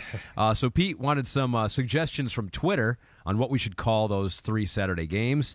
62 on the nose said Saturday triple header, ? Stripple header, Saturday triple header. Stripple header, Seems I like that. Yeah. That's all right. Seems a little like strippy, though. So I don't know if that's going to exactly. sell to the moms and dads of the world. NFL might not embrace that fully. I thought Pete's was pretty good. Decemberfest. Decemberfest. That's pretty good, right? I like that. Is good. Right. The 3 games. And I'll tell you, I mean, It was Football insane. fest. It was insane. So let's Yeah. start with the greatest comeback now in NFL history. We won't spend too much time on these because you've probably talked about these before and seen the highlights many, many times. But the Vikings look like one of the worst 10-win teams in NFL history in the first half. And then the second half, they look like one of the best 10-win teams, and which are what? They're now 11-win team. Yeah, right. I'm like that. It's weird. It's weird. Yeah, like, it I is. don't know. And we want to give the Vikings, like, I feel like It's about the fact that they came back like that, not a whole lot of teams could do that, no, right? It's great. It's amazing. We've got this whole discourse on the Vikings and, like, are they good? Are they not good? There aren't many teams that are going to score that many points and not give up that many points in the second half. No. It's a weird one because, like, it didn't necessarily seem like it was great high-level play as far as the comeback either. Nor, I think the other problem with it is it's like it was their mistakes in the first half, and the Colts didn't really drive the ball ever in the first half other than maybe one drive, right? It was all just the turnovers and everything like that set up the short field. It was like the Vikings were responsible for almost all the points in this Pretty game. much. They really were to a degree. You saw that. They just kept shooting themselves in the foot in just about all areas of the game there. And that was the issue. So that's where it was like, it wasn't like Houston-Buffalo back in 1992 playoffs where I could still sit there, remember, just going, wait, no. Houston dominated the first half and the early third quarter. And then, like, Buffalo truly dominated the second half. So there was, like, no mistakes. It was just one team got hot and outplayed the other. This was like, wait, no, one team made a ton of mistakes and let the other team get a huge lead. And then in the second half, they just started to play to their capabilities. And then the other team started to do dumb shit that you go, oh, wait, this is a guy that was working at ESPN for a few weeks or for a few years, and now he's coaching the team. And the way they handled the second half, I thought was pretty horrible as well. I mean, so, and then what other thing that drove me crazy here is the refs got too involved, in my opinion. This was one of the worst ref games I can ever remember watching. Yeah, ever. Whistling a play dead before everything. The personal fouls on 4 straight. It's like the game. Yeah. The Colts got up and they were like, "We're going to start calling penalties on the Colts." Right? It was. And Pete texted me. He's like, "I feel like this game's like NFL Blitz now, where NFL Blitz, the video game, you used to get up by like 14 points and you can never get up by more than that. Your guy was going to fumble if you're going to go up for 3 touchdowns. Yeah. He was going to fumble. You're going to throw an interception somehow. Yeah. Even if the guy was wide open. Right? So computer assist. Right. It felt like that a little bit. I mean, come on. Some of the personal foul calls they called in the Colts were ridiculous. Ridiculous. The guy one time got called for a personal foul. He hit him with the back of his nameplate. He tried to take his head out of the play. So they called him for a personal foul. You know, a bad decision by Kirk Cousins on a 5-yard pass to Justin Jefferson. And he throws into the double coverage. I guess we're at the point where the defenders literally aren't allowed to tackle the receivers anymore like that. They just have to let them catch it and run for a few more yards, and then they rally and tackle. I don't know what you're supposed to do. So that bothered me too. Yeah. But there were some calls that went against the Vikings. Then there was some calls at the end, yes, where you started to go, holy shit, they're the Vikings here. It was just an unbelievable, and I found the game more annoying than enjoyable. Is that weird? That's where I don't think this game will ever get the credit for the fact that it was like 33-point game because of the Colts being stupid and the referees being annoying, and it just didn't feel like it was dominant. I guess I don't know. I guess maybe I'm off. Maybe I'm a Viking hater. I don't know what it is. Legit. X's and Skulls says, damn okay, Kirk Cousins. You might as well call him the comeback kid. He's now come back from them being down 20-0, 27-10, 24-0, It's and amazing. 33-0. Not too shabby. No, in the NFL, 17-point leads are just nothing anymore. Yeah. It's nothing. I mean, between teams going for it too much on fourth down, the way the refs call the game when one team gets up too much, it's like 17-point lead it's just amazing. The whole year, forget the Vikings. We see them everywhere. Every weekend we have 2 or 3 games where 17-point leads are gone in a matter of quarter. And it's hard to kind of put your finger on it, but yeah, they're scary because once the Vikings kind of get the green light to like we're going to drop back and we're going to start forcing the issue to Justin Jefferson and company, that's kind of when they get on their game. But here's the other thing too, like we got to hit this. Quarterback sneak with the frailest, weakest quarterback in football. Don't love the call. Okay. Also, don't love that they stop forward progress. I've never seen a quarterback sneak forward progress stop that quickly And then again, I could show you 6 quarterback sneaks yesterday where the same thing happened, and they let the pile be pushed for another 5 seconds, and the quarterback got a 4-yard gain. And this one, they literally stopped it like as soon as he got into the scrum, which that was weird. I would say the second thing is kick the freaking field goal and go up by 2 scores with the long field goal. And I understand that's a debatable one. But here was my other issue in the second half. I know they didn't overthrow in the second half. It's the sequencing and of how they did it was the problem. They threw the ball too much on first down. That would be my problem. You know, and sometimes, hey, that's good. You try to catch them off guard because they think we're going to run it. But there was too many first down throws that now led to the defense going, well, they got to run it here on second down because they're not going to throw it 3 straight plays. Right. So they're going to now play, wait, they're going to run the ball here because they got nothing on the first down and completion. So now they run it, and the defense plays a run defense, and they get no gain. And then you get the third down, and they got to throw it again. And then it'll be incomplete. They shot themselves in the foot and left so much more time on the clock than it needed to be. And I really thought the game was pretty poorly managed in the second half by the Colts and Jeff Saturday. So much for not spending too much time on the Saturday games, but that game was so crazy. That one was crazy. Including this next one, too, so I bet we're going to go along on this one. Bills beat the Dolphins 32-29. We didn't get the Snow Bowl until the fourth quarter, but then it was awesome. It was. I mean, this whole game was great. This was one of the best games, and I was thinking the Bills have played maybe 3 of the best games that we have seen the last couple of years. Right. Playoff game against the Chiefs, Vikings earlier this year, this game on Saturday against the Dolphins. It was awesome. Yeah. Scarecrow Boat says, damn okay, Josh Allen single-handedly carrying his team to victory yet again in a game where the other team played better. By the definition of MVP, he should be it. The Bills are under 500 without him. Exactly. That's just how I feel. I'm not going to disagree with that comment. To your point, too, where you just said they played in the 3 best. You know why they played in the 3 best games ever? Because it's like their defense isn't dominant, and they rely on one guy to just play with his ass and hair on fire and make the game happen for the team. You know, the Bills are just – they're not a – dominant, physically gifted team. They're not as physically gifted as the Miami Dolphins. You saw that. And again, this is what worries me about the Bills. I know they can get to the Super Bowl, but it's just, man, it's hard because it's on one guy to make just magic happen all the time. All the time. And, yeah, I don't know. But, man, this game was a lot of fun. It had a great look. It really was. I mean, them staring down the barrel of being down 8 points late, that clutch drive to score, get the 2-point conversion.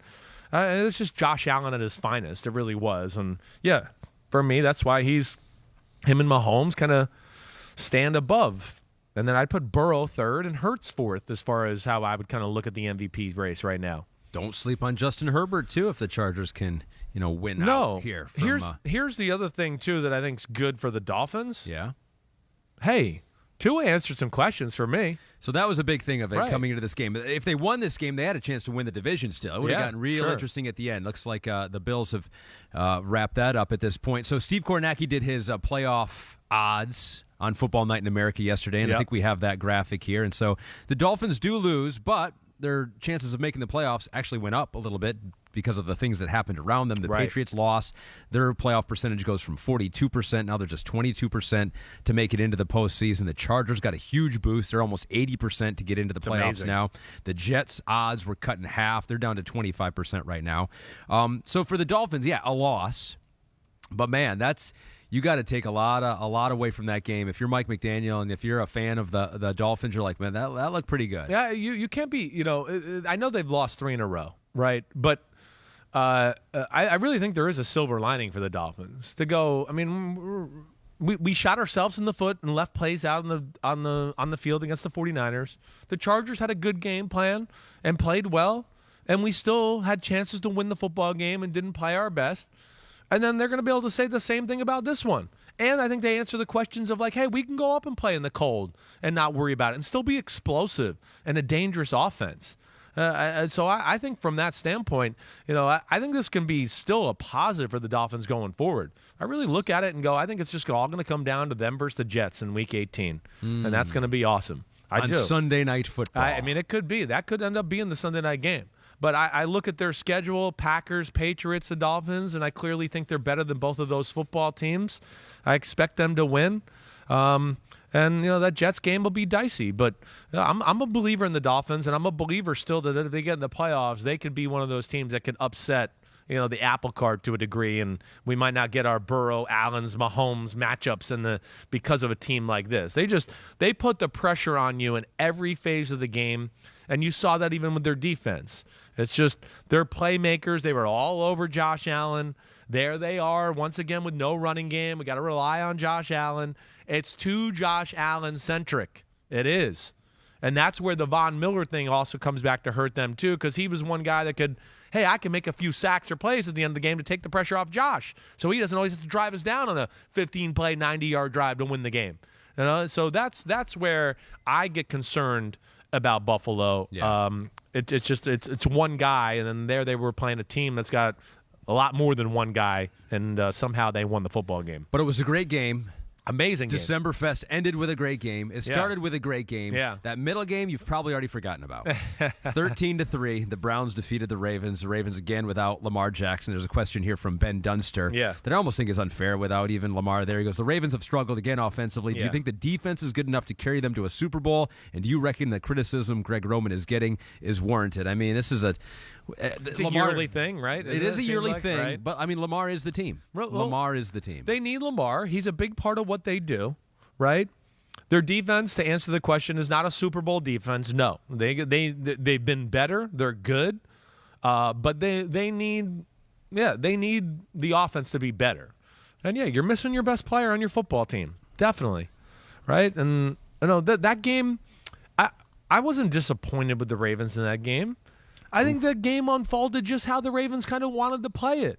I mean, we can boil it down to me, two things, right? I mean, it's 6-3. Justin Tucker, I think the most shocking thing of the whole weekend, more than the Vikings coming back at the Colts, was Justin Tucker missing a 20-something-yard field goal before the end of the first half. Wait, what? Yeah. He missed a chip shot field goal to tie the game at 6 at the end of the first half. It was unbelievable. It was one of those, Ahmed, where I was literally like picking off the snacks off my table in my family room, going, all right, here's the half. He's going to knock it in. Let me bring these out to the kitchen, and halftime, let me go get another drink or whatever else. And I heard them go, no good. And I was like, what? And I had to run back in there. So that wasn't a chip shot. What was it? It was a 48-yard field goal attempt. A chip shot for him. I did think it was closer than that. I'm not going to lie. Yeah. Okay, so I was a little wrong there. But I was shocked by it nonetheless. He missed a 48-yarder, and then later in the game had a 50-yarder blocked. Right, so that was a big moment. But, okay, so missing that field goal, and sorry I overstated that a little bit, okay? So maybe my drink was affecting my thought of where they were on the field. But then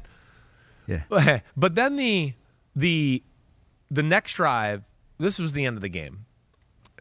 They played this game to win 13-10, 16-13, right, Ahmed? That's how didn't you think that's how that game would be if they were going to win the game? Yeah. So there they go. They go on an 8-minute drive to start the third quarter.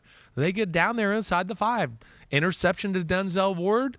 I mean, so there's 6-10 points left off the board, and a game where we know it was going to be a kind of a field goal fest, ugly AFC North, slobber knocker, as Rich Eisen said 74 times during the telecast. So that's where, that's where they dropped the ball in that game, and they need Lamar back. To your point. Yeah. When is he coming back? What have you heard on that? Have you heard anything? No. That's not good. No, it's not. It's kind of like, hey, we hope we'll be back in a few weeks, but here we are a few weeks later, and it's like still doesn't sound like it's coming around the corner here.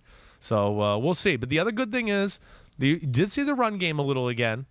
Right? That's the encouraging thing, that I think the run game is starting to really get going for them, and hopefully they can get Lamar back before the playoffs here to get the pass game, going in the right direction as well, to where it can all kind of gel together for a playoff push. That closes the book on December Fest. We open the newspaper now. Forgive me the headlines presented by Hyundai. 3 games here to end it off. We'll start with the Steelers beating the Panthers, who controlled their own destiny. If they won out, they would have. They're tough. They run the ball. They play defense. I guess if they still win out, do they still win it all? I think they do. Right? Yeah. That's crazy. I know.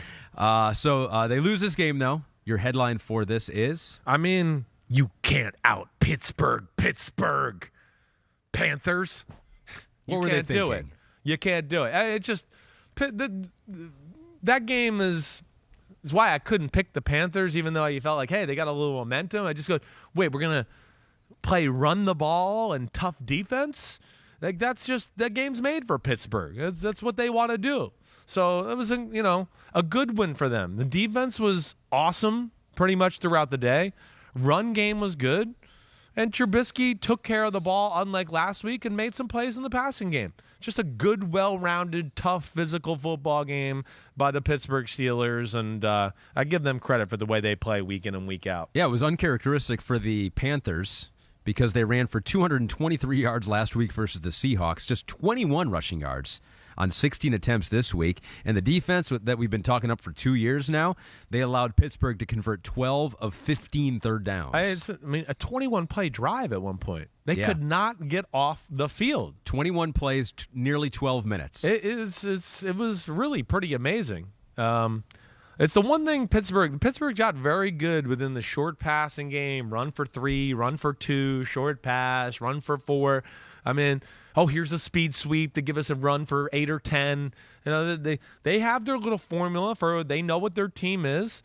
And yeah, they just, beat the Panthers in a style of football where they're like, hey, you guys are just learning how to play this way. We've been doing this for a long time. We're the Pittsburgh Steelers. We'll show you how it's done.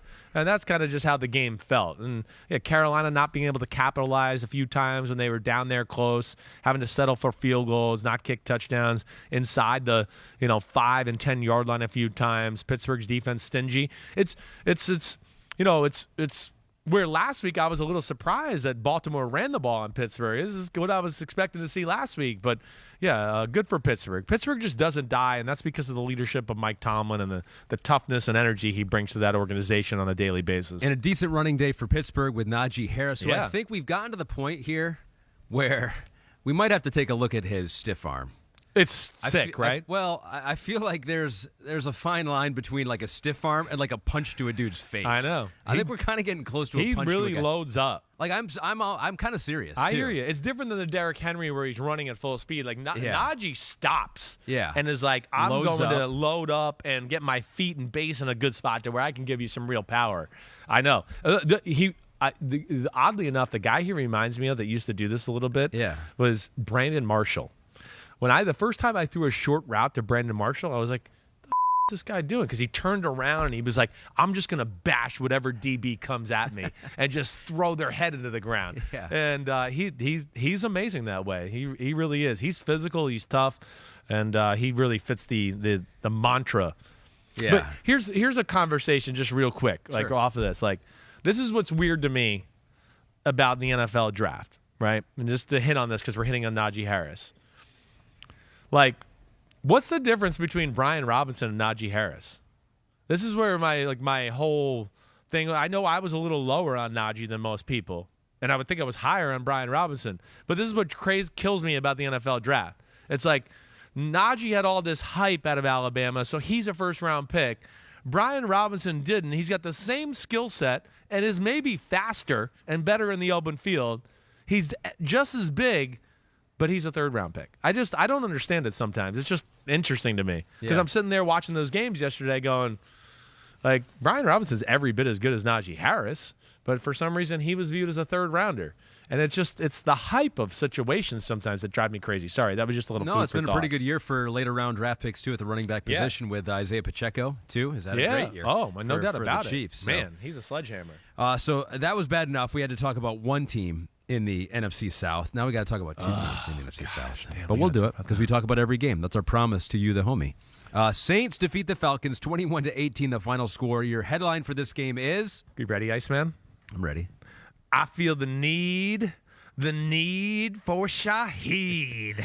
They needed him. Long touchdown. Oh, he's a big play. All year long he's been one of the big players for the New Orleans Saints. Like a pleasant surprise. A little, nice addition to Chris Olave and the group they got there in New Orleans. I think if you just had to, sum up the game, I mean, Andy Dalton, Taysom Hill, big plays in the pass game early, got them going, got the lead going. It seemed like they were in total control of the game. But in typical Falcons fashion, all of a sudden, third quarter, the run game started to just absolutely dominate. And every time I'm looking over there, I'm going, Wait, there goes Algier for 10 yards. There goes Cordero for 7 yards. There goes Algier for 8 yards. And I'm going, they couldn't run the ball at all in the first half, it didn't seem like. And now they're just going up and down the field.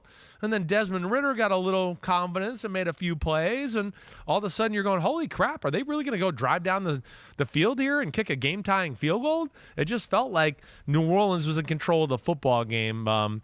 But Atlanta's, they don't ever die either. And got unfortunate. Desmond Ridder threw a nice ball to Drake London. London fumbled, and that kind of ended the game. Yeah, it wasn't great for Desmond Ridder, his first start. The rookie, the third rounder out of Cincinnati. He was just 2 for 10 for 23 yards on passes, 10 or more yards downfield. Ended the game with just 97 total yards. Yeah. But, I mean, we've seen that from Atlanta all year, basically. Yeah, definitely. It's, quarterback play hasn't been good. Tough situation. You got to go to New Orleans, play that defense. It does a lot of different stuff. Yeah, he missed some throws. He definitely looked a little, on edge in the pocket. Got unlucky. I mean, man, Alante Taylor dropped a 95-yard interception return that hit him in the chest. He dropped another one to start the third quarter where he didn't get his feet down. So, yeah, it was a little all over the place. And, the one aspect I forgot, too, the Saints were kind of controlling the game, and David Johnson fumbled as they were going in to score one time. That kind of gave Atlanta a second breath of fresh air that kind of kept them in the game and maybe halted the blowout there, for lack of a better way to say it. And Drake London with the fumble at the end of the game that maybe could have set up, that completion could have set up a game-tying field goal, but who knows. But the Saints get the win there, 21-18 the final score. One more game to talk about. That is the Broncos beating the Cardinals 24-15. Your headline for this game is? No Russ, no fuss. I mean, who needs a $45 million quarterback that we traded away our next 2 drafts for? Yeah, no big deal. A lot of people in Denver are asking that same question. Yeah, well, this is where I feel bad for quarterbacks, right? It's almost like the Carson Wentz Washington conversation too. I mean, Russ must have been sitting there on the sideline going, I mean, we haven't today. We're gonna run the ball like at will on this team. Like, oh, I don't play. Now the game's gonna become easy and we're gonna dominate the run game. He must have been over there like, what the. Like I would have had a big day today with play action pass and some of the stuff that Arizona was being aggressive at the line of scrimmage, trying to stop the run, and they were still gashing them. Ugly football game, and felt like it was over once Colt McCoy got hurt. You were just like, I don't think they're going to be able to hang in there. And Trace McSorley wasn't going to bring him back? No, I didn't feel like they were going to be able to orchestrate enough offense. It was tough already with Colt McCoy against that good Denver defense. And then once he went out, that's a tough spot for McSorley to get thrown into. Hasn't played all year, and you got to play that defense in Denver. Not easy. The Broncos have held 10 opponents this season to 19 points or fewer. Second most in the NFL, and they improved to 4-10.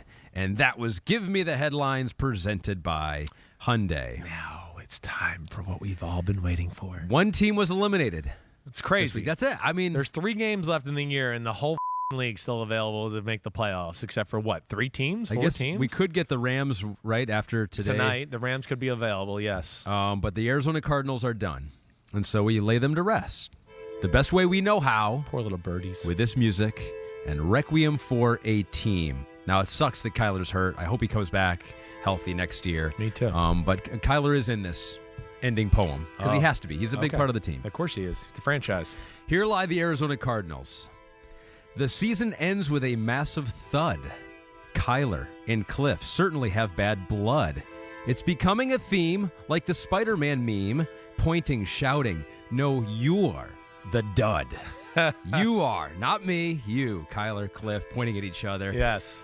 Who's the problem there? It's Kyler hasn't been great, but you can say that Cliff hasn't put him in the positions to succeed. And can he be a franchise quarterback? Can he be a leader like that? There are some questions this offseason. I think so. Most of which now, can Kyler get back healthy, which hopefully he can. And then hopefully he can show that he can lead this team to the playoffs and beyond. Yeah, they're definitely one of these teams that it's going to be an interesting offseason to see what they're going to do. I mean, it's a team that has been built around the offense and the coach and the quarterback, and the offense is underwhelmed in big moments the last few years. That's just plain and simple. When their early season tricks or a few new wrinkles they have get caught onto at the end of the year or whatever, we've seen that all be an issue, and they can't win games late in the year. This year, they never got it going. They are a lot of money on the offense, and the defense is clearly the best unit on the team.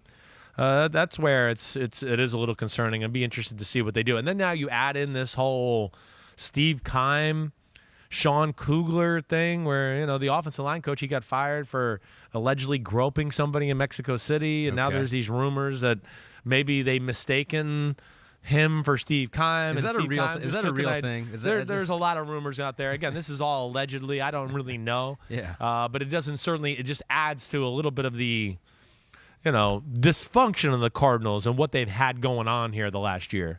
Some dysfunction in Green Bay for the first time in a long time. Yeah. I guess actually with Aaron there has been some dysfunction. Yeah. I guess they they've win. Just won. It's a winning dysfunction. That's true. Right. It's right. They haven't won with that dysfunction happening. One final game here this week. Bet MGM parlay preview. Rams at Packers. Monday Night Football. The Packers are favored by 7.5. An over/under of 39.5.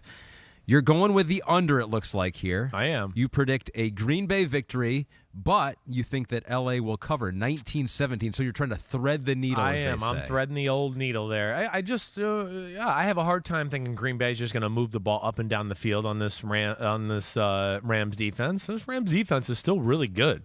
So that's where I just look at it, and we know that, the Packers kind of conservative. I am excited. Maybe they'll be different tonight. Off a bye week, and it sounds like Dobbs and Watson are both going to be in the lineup at receiver. So that's going to be the first time all year we're going to kind of get to see that element. Watson clearly showing like he's one of the most explosive people in football. Dobbs is really good before he got hurt. I'm excited to see that. And then the Baker Mayfield element here. He's had 11 days. He was in this is an offense, again, as I tried to explain to Forio last week or a little bit, is just the terminology and the rules of the offense, he's been in this offense his whole career. He's just got to learn to switch some words over. Oh, McVay calls it this. My old coach called it that. And he's just got to learn that process. But I would think that, they can make a few plays tonight on the Packers defense. But I expect the Packers in the cold at home to kind of gut it out and win a tough game. Would be pretty cool, though, if Baker Mayfield goes out there and it'd be crazy. Tears it up. The last Thursday night was crazy enough. If he does this here, holy cow, he'll become a legend. The action never stops at BetMGM. You can sign up now using the bonus code SIMS. Your first wager is risk-free up to $1,000. Yep, and say you bet $100 on Aaron Jones to score the first TD tonight, which is the most popular bet on MGM right now. If you win, you'll get $550. But if you lose, you'll still get $100 worth of free bets, Ahmed. Okay, Bretts and Bretts. Brett's Favre against his old team. Don't bring up Brett Favre. Simply download the BetMGM app today or go to BetMGM.com. Enter the bonus code SIMS to make your first wager risk-free up to $1,000. And as always, bet responsibly out there. Always. Just throw a few bucks. Be smart, okay? Just bet what you can afford to lose. That's don't right. Don't go crazy. Right. Just bet it to make enough to make the game interesting and make you a little nervous. Don't go beyond that. Don't go beyond that. Let's not go to the point where we're slugging down a bottle of whiskey because we're like, oh, gosh, I might lose my house. Yeah, don't look like Chris on Saturday, Right. Which that was just, other things that were making you feel like that. Lots of things. That was it. We did it. Wow. We did it. Full slate. All we got is full slates from here on out, Slugger. 3 more weeks of full slate, and then we get into the playoff conversation. I'm excited for that. I'm pumped. Man, this is a great week.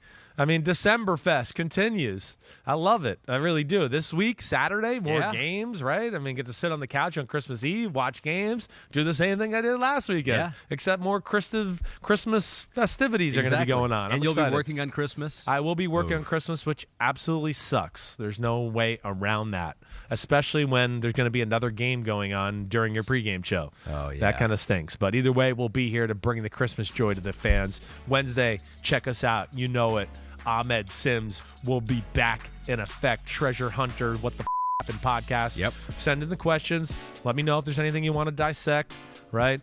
We'll dive deep into a few of these games that I think deserve a little, more investigating, a little more digging. Sure. We'll do that, and I'm sure Ahmed will have a few creative, snarky things to bring to the table on Wednesday, as always. I'm planning on 2. 2 things. That's it. Just 2. All right. Peace out, everybody. Enjoy the Monday Night Football game. Again, enjoy happy holidays to everybody out there. Enjoy the week. It's a great week. Family, friends, be happy, be merry. Clap it up.